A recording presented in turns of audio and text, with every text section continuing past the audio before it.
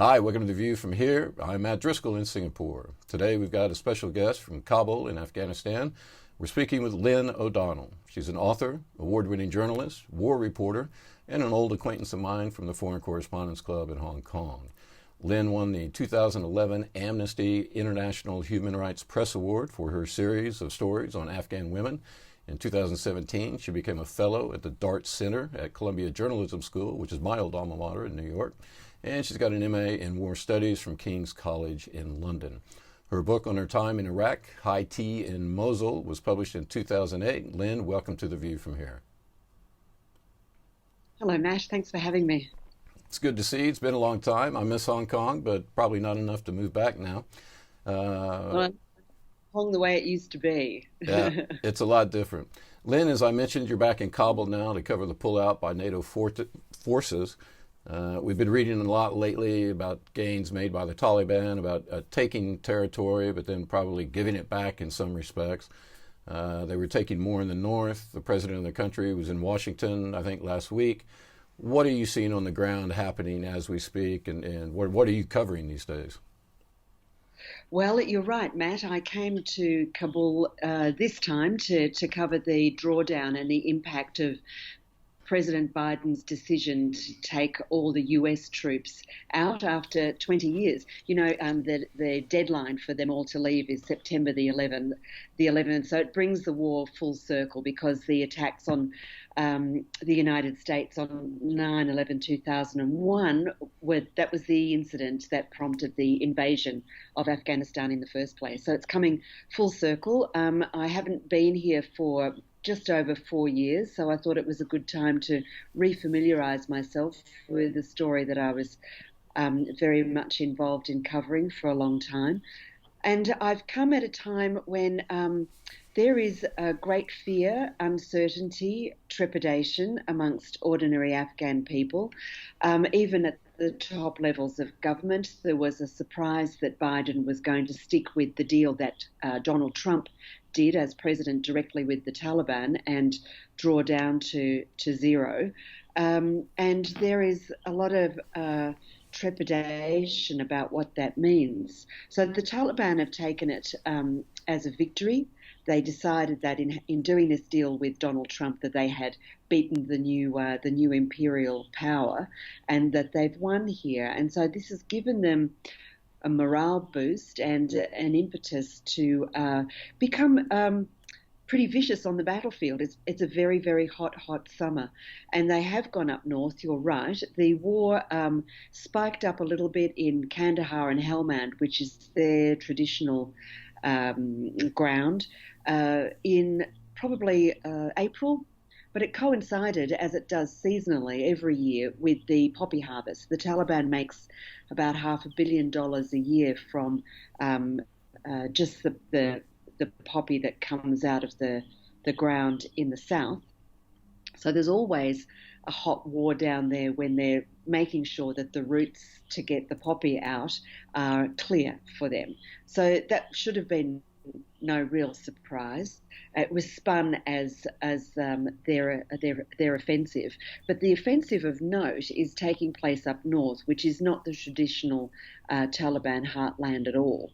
And you're right; they've been storming through districts. Districts are they're kind of like administratively counties in the United States.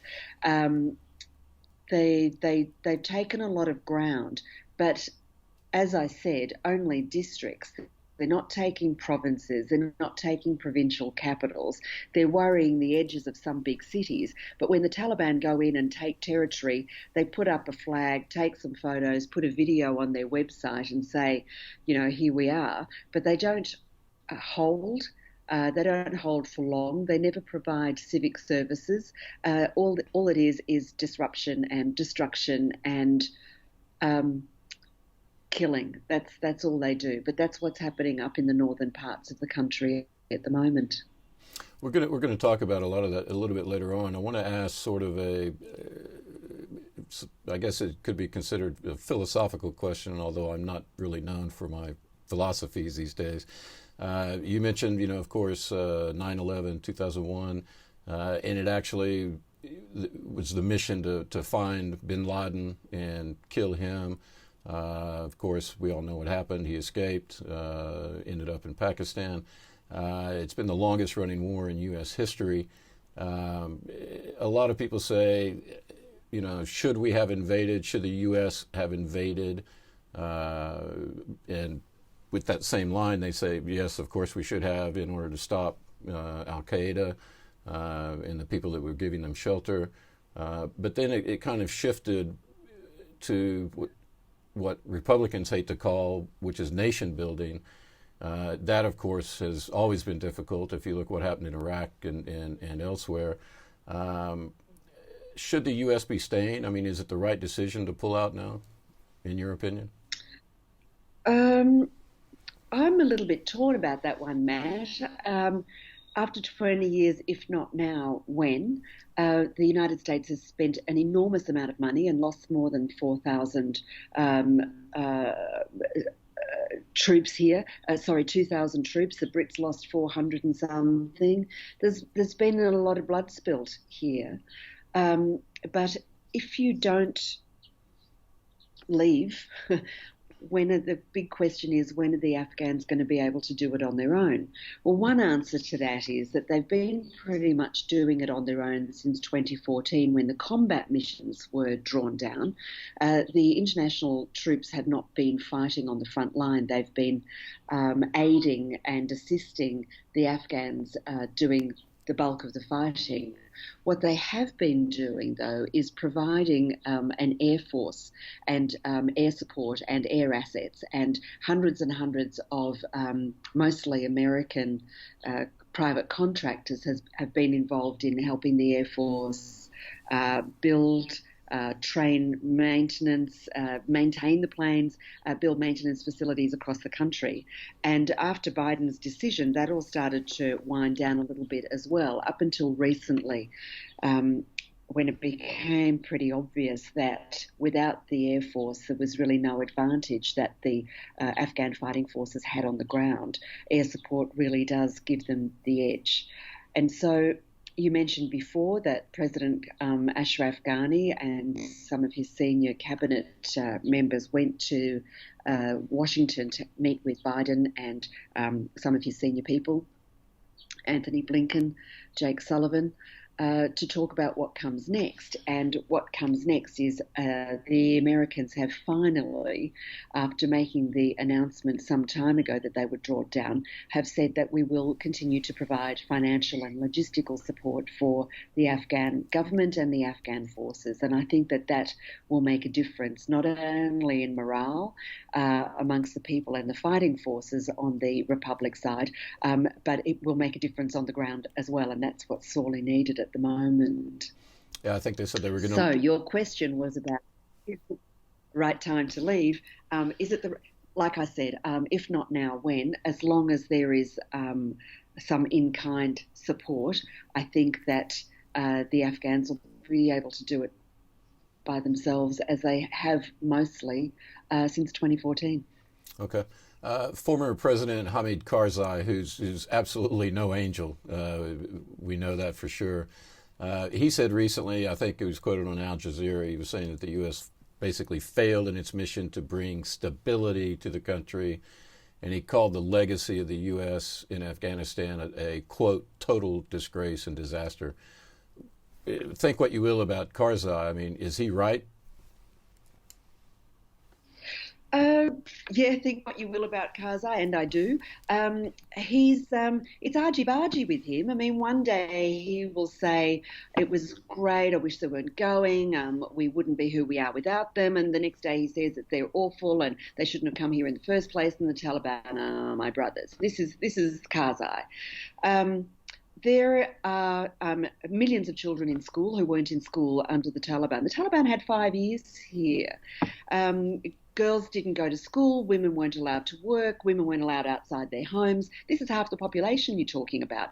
And even if you want to term it in within the parameters of misogynistic extremist Islamism that the Taliban push, it's economic. You've got half the population not working, not allowed to work, not allowed to participate in the economic life of the country. That ain't going to work.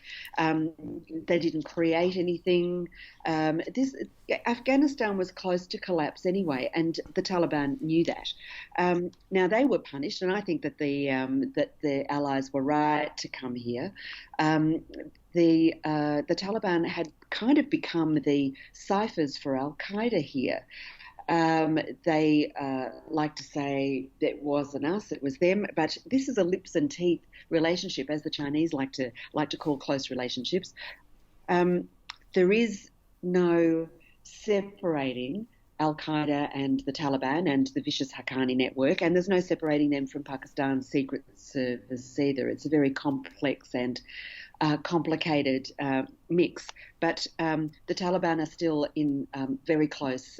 They still have a very close relationship with the Taliban. It would be like taking the salt from the sea, separating those two, and yet they signed a deal with Trump's America to split from Al Qaeda and not have a relationship with the terrorists, the blacklisted terrorists anymore, and they haven't done that because they can't do it. It's symbiotic. So I think that I don't think that it would be a good idea for America and the Allies to leave altogether, because then they would be ceding space to jihadist terrorism. That's what Al Qaeda is, and that's what the Taliban is in bed with. So keeping a counter-terrorism eye on Afghanistan, I think, is very important. There's a lot left behind: infrastructure, schools, hospitals, health, opportunity. 70% of this country is aged under 30. That's an enormously large proportion of the population that is young and vested in what effectively has been the democratic experiment. They've all got iPhones, smartphones, Skype, access to the internet. They know what's going on outside. They're surrounded by the rat bags of repression, Iran, the stands which are under the Russian umbrella, China, Pakistan, and within this circle, Afghanistan has a vibrant and free media and takes great pride in that.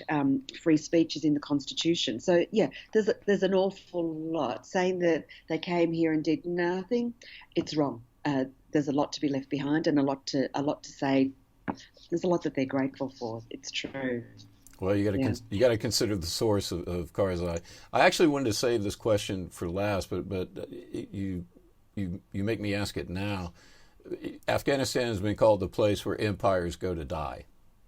And the British couldn't tame the country. The Russians couldn't do it. Of course, there was some U.S. involvement in Russia's occupation as well. And now you've got the U.S. pulling out. What makes Afghanistan such a tough place to change, or to you mentioned some great things right there that they have brought in some wonderful modern things to the country, but what makes it such a tough place for outsiders to come in and say, hey, we want to help you, we want to do things? Or has it just been that people want to invade and have their way, or what? Well, there's a couple of things, I think. Geography plays an enormous part. This hasn't been the Taliban against the Republic. This has been Iran against Saudi Arabia, India against Pakistan, Russia meddling because it's its backyard. The Chinese looking for routes for the garbage that they manufacture over in the eastern factory belt. They want to build railroads through Afghanistan to get it to get all that stuff to European markets faster. The Chinese want to come in here and dig up the minerals that Afghanistan sits on. There's always other people's interests at play here. I don't think that America is leaving here in the same way that the Brits did a couple of times, or the Russians. I think America is leaving behind. They're leaving behind a democratic sensibility, and that the Afghans can build on if they do it right. Everything that's going wrong here, not everything, but a lot of what's going wrong here is due to the corrupt and inept government of Hamid Karzai. Not Hamid Karzai, of Ashraf Ghani. First it was Karzai. He was incredibly corrupt. He is from a family of drug dealers. And Ashraf Ghani is just inept. And so, the people around him are incredibly corrupt. And I think that really it would be corruption as much as a Taliban defeat that would bring this government down. It's appalling. I'm staying in the centre of Kabul in a very nice area, and I don't have power probably 3/4 of the day. And that's the same across the country. Why? Why is there no power? I was at a party the other evening at a barbecue, and I was introduced to a man as the Minister of Electricity. He's talked a million miles an hour, and he talked in great detail about what he's doing and where it's coming from and how cost will come down and blah, blah. And there was a lull in the conversation, and I said, "Are you really the Minister for Electricity?" And everybody laughed. Because the real question is, why don't I have electricity? And people are paying for it, and they're paying through the nose for it. And if they want to pay, they have to pay a bribe to pay their bill. It's just the most incredibly corrupt system. So that's the biggest problem here. I think security and corruption are the biggest problems. You get the security right, you're going to have to get the corruption right, because people out in the countryside, in provincial cities and districts, for them it's much of a muchness. The Taliban might come in and, I don't know, make my kids stay at home and not let the wife out and be a little bit repressive. We won't have TV or radio or whatever.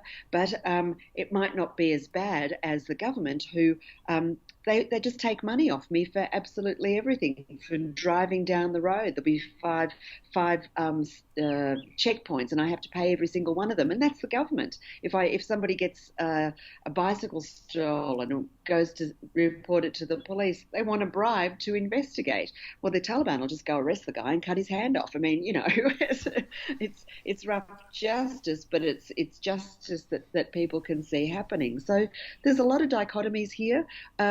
Your question was about the graveyard of empires. I think, the next graveyard should be for the corrupt government of Ashraf Ghani, or get your act together.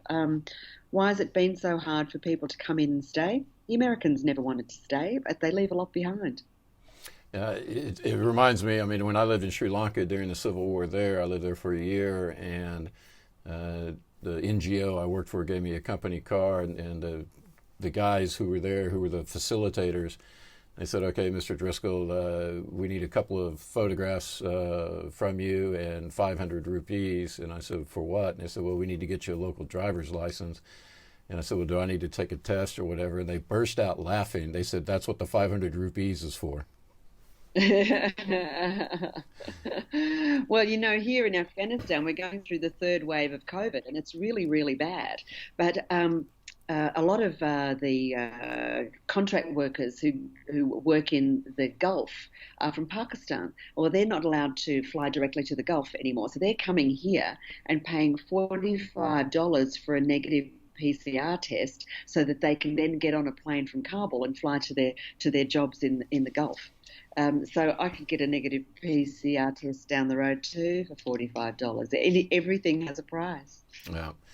You made some really good points about the foreign countries that were involved in there, so that you actually anticipated that question for me. So I want to talk, it's still about foreign interests, but again, I worked for an NGO in Sri Lanka. There's a lot of money that's spent on administration and consultants, like I was, that really should have gone to the people we were trying to help. You see this at the UN as well, although I'm a big fan of the UN, but I've seen the money that they spend on admin and things that don't really get to the person on the ground. Foreign donors in Afghanistan, what's the situation there? Is there abuse there? And are we going to see foreign donors stay once NATO pulls out? There is a lot of abuse. I'm not a big fan of the UN. I think that it is expensive and there's certainly no value for money in it. Here at the moment, and for quite some years now, diplomats and the NGOs, the big ones like the UN, have largely been locked down on their compound. I think the UN is probably good at organising conferences, but not much else.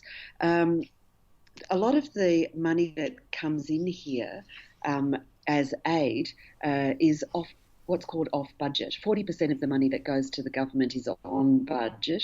60% of it is off budget, which means that it's not, the government can't keep an eye on it, but also it's not accountable. I've been trying for some time to do stories on some UNICEF projects here that are basically collusion with the Taliban, pretending to go into places and set up schools for children in areas that are under Taliban control, but allowing the Taliban to dictate the curriculum and who gets to go to those schools. Pretending also to cooperate with the Taliban in areas where there is polio. Afghanistan and Pakistan are the two last countries in the world where polio is endemic, and the UNICEF set up a cooperative scheme with the Taliban to give them the polio vaccine, and on the belief that the Taliban would then give it to the kids, which of course they don't. So there's and yet UNICEF is not answerable to either the government here or people like me. I'm a journalist, but I'm also a taxpayer, so part of the $5 billion that they get every year also comes from you and me. The government is trying at the moment to bring some of the money that comes into the NGO sector under control, but that's being resisted. So there's a bit of argy-bargy going on at a very pivotal time, because if the NGOs, especially smaller ones, do not feel that they have protection, then they'll pull their people out. And a lot of them are leaving, threatening to leave. There's a lot of that going on, moving their people out to places like Dubai. There's been threats. I know some of the UN agencies have threatened to take their people in their operations for Afghanistan next door to Pakistan. So there's a bit of that. I think that there will be more money coming from agencies via the State Department, for instance, in Britain through the Foreign and Commonwealth and Office and for Development, or whatever they call it now, used to be DFID.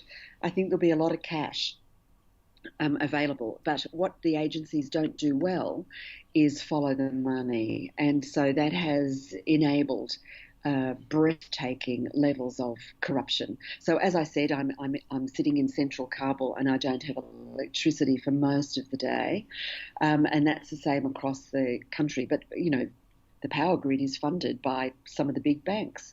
Development is funded, and yet there is very little development. So following the money would be one good thing that they could do. I think there'll be fewer NGOs, but more money probably available for projects administered by either government-affiliated organisations, development organisations, or Afghan homegrown NGOs. But I think that it will depend on what rolls out with this effort by the government to bring a lot of that money under its own control. Yeah, does that answer your question? Sorry, I went on a bit.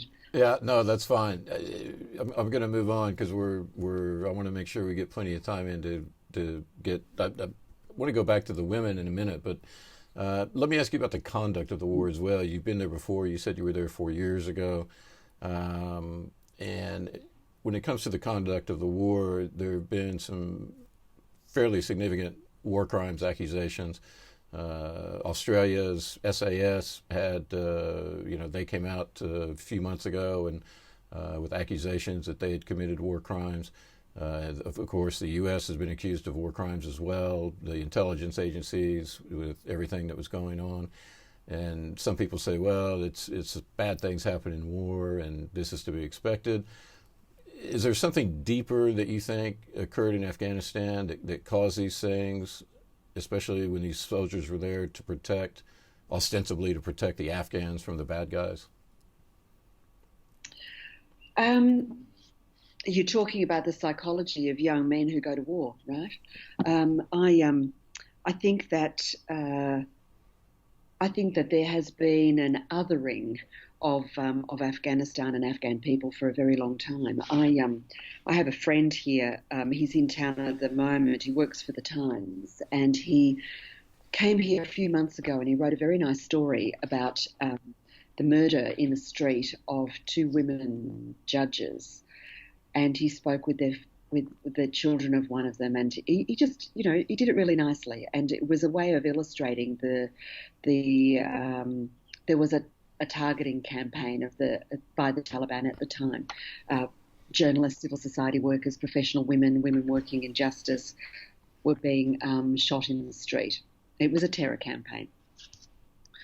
And underneath his report, I read the comments, and there was an inability by the people who were making the comments to see Afghan people as the same as themselves.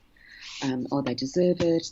We should just leave and let them kill each other. And I see, even walking around Kabul, people are wearing, especially when you see an elderly man, he's got a long beard, he's wearing a shalwar kameez, his trousers don't come down to his ankles, he's wearing plastic slippers, he's got a turban on his head, he's got a blanket over his shoulder for if it gets cooler later in the day, and he looks the way Afghans looked hundreds and hundreds of years ago, and they're different, and there is an inculcation of an otherness in terms of religion and beliefs and culture. And so I think if young men are trained to come in and find everyone who looks like that a threat, they've got fear, adrenaline pumping, they're all in it together, they're overarmed.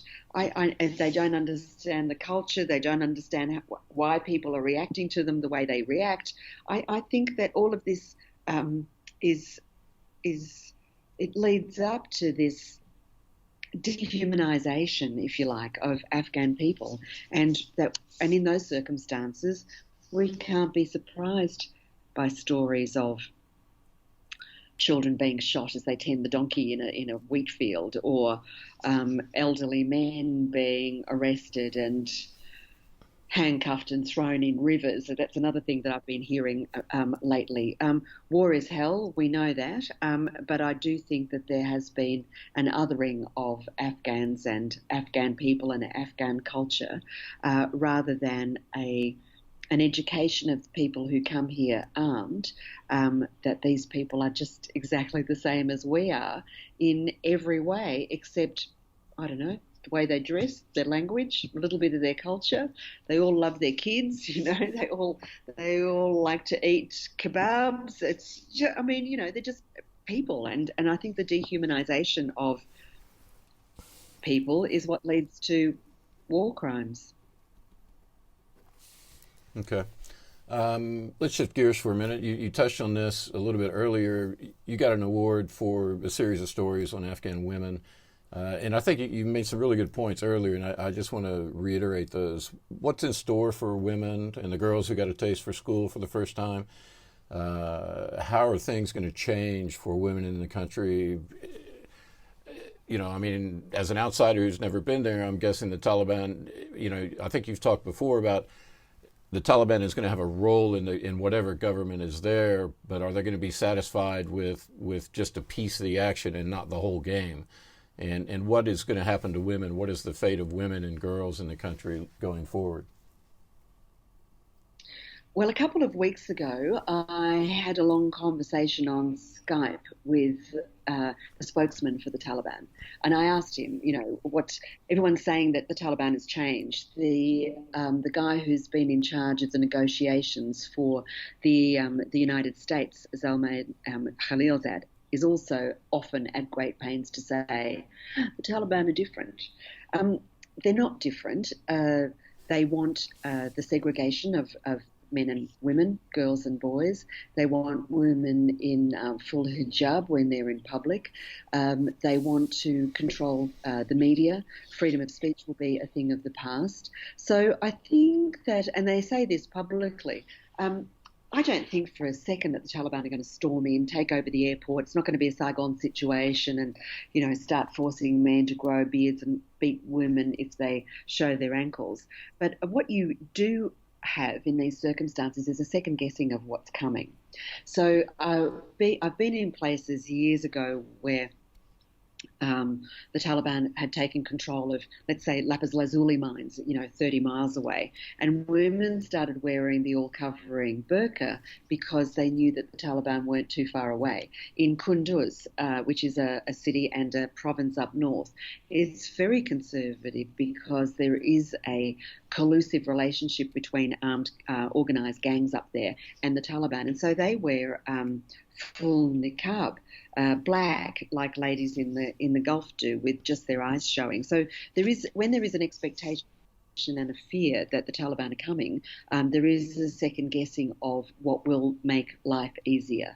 I think that what will happen is that the Taliban will be brought into government on a power sharing basis, and they will use that position as a platform to expand their political power, doing deals with conservative politicians, and of course there are a lot of them, none of whom represent the bulk of the population, which, as I said before, is 70% under 30. But women rightly fear that they will be brought under a stricter way of life, that their movements will be restricted, and that eventually they will see such an encroachment on their constitutionally guaranteed freedoms that they will be forced back into their home and out of their jobs and into burqas and silence, and that life will be back to the way it was between 1996 and 2001. So the fear is there. Whether it's a realistic fear is yet to be seen. History will show as it unfolds, but the second guessing, I think, has already begun. Well, when you talked about the Taliban spokesman saying that this is not the same Taliban or whatever, it reminds me of the fable of the frog and the scorpion. The frog says, "Take me across the river," or the scorpion says, "Take me across the river to the frog," and then he stings him when he gets on the other side. And he says, "Hey, you believe me? I'm a scorpion. I'm not going to change." And I find it really hard to believe. Yeah, that's my. It's exactly that. You wrote, and again, I'm still on the subject of women because my wife is actually very involved in women's issues. She gave a speech in Cambodia not too long ago about getting more women in the workforce and things like that. And so it's a big subject here at the house. You wrote, I think, back in March in Foreign Policy that research showed that women's participation in conflict resolution improves the chances of peace enduring, and that gender inequality increases the risk of extremism and instability. Okay, that makes perfect sense to me. But do the warlords that are growing the poppies, and do the Taliban? And I was reading I think it was another piece that you had written where there was an anecdote about one of the participants in the peace talks, I think it was in Qatar, was on the sidelines, was telling a woman, you talk too much, and imagine if we had more women in here. And that was the same thing that got one of the Japanese ministers fired for saying the guy who was in charge of the Olympics. I mean, that kind of mentality to me just makes no sense. And I mean, again, do the warlords that are growing the poppies, and do they really care about that? Well, that particular incident that you're referring to was a woman called Habiba Sarabi, who is an extremely high achiever under anybody's terms here, and she was the only woman invited to a round of talks in Moscow in March, and the person who said that to her was the Russian government's special representative to Afghanistan and Pakistan, and he was the host ostensibly of this meeting. She was the only woman who was invited to that meeting, representing 50% of the population, although really 100% of the population. And Russians are known for their lack of development of the thought processes over misogyny as well, I guess.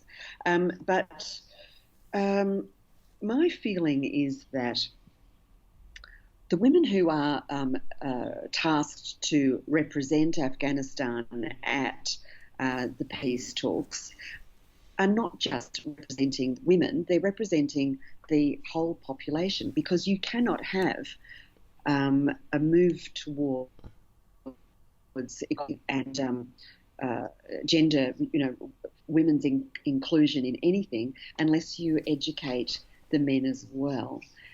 So I'm not a big supporter of women go there to represent women. I'm a big supporter of women should be represented at all levels of government and society, because they are members of government and society, and without them, nothing can move forward. As you say, the studies show that unless women are involved in peace processes, they don't endure. That women's involvement is the involvement of half the population. So it just makes sense to me that their involvement is something that we should be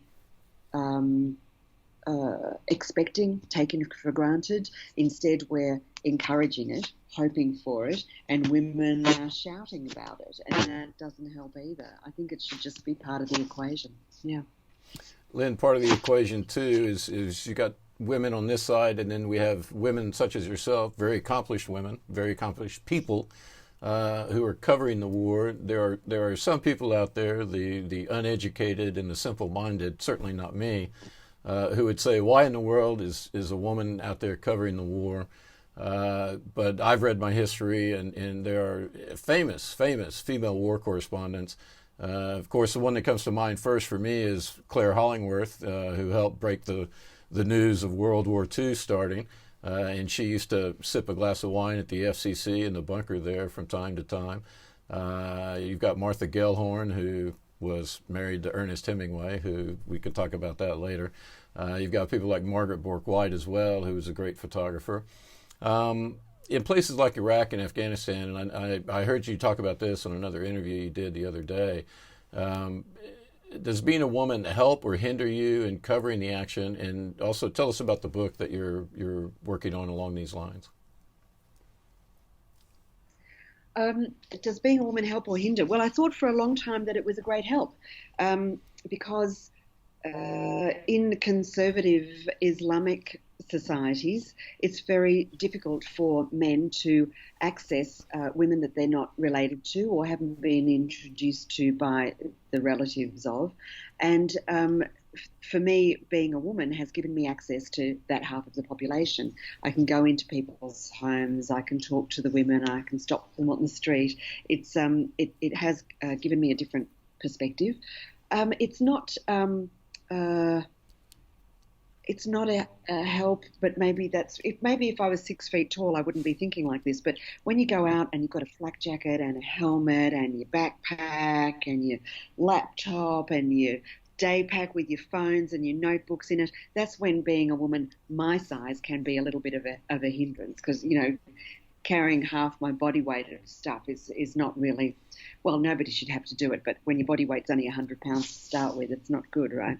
But aside from all of that, I think that it's a good thing. The perspective and the access has been really quite marvellous, and I don't have any restrictions on my access to the other half of the population either. So I do see the advantage in it. The book that I am yet to start work on, but have a contract to deliver in a year, is about women war correspondents between 1899 and 2020. So covering from the Boer War through to Afghanistan and Iraq.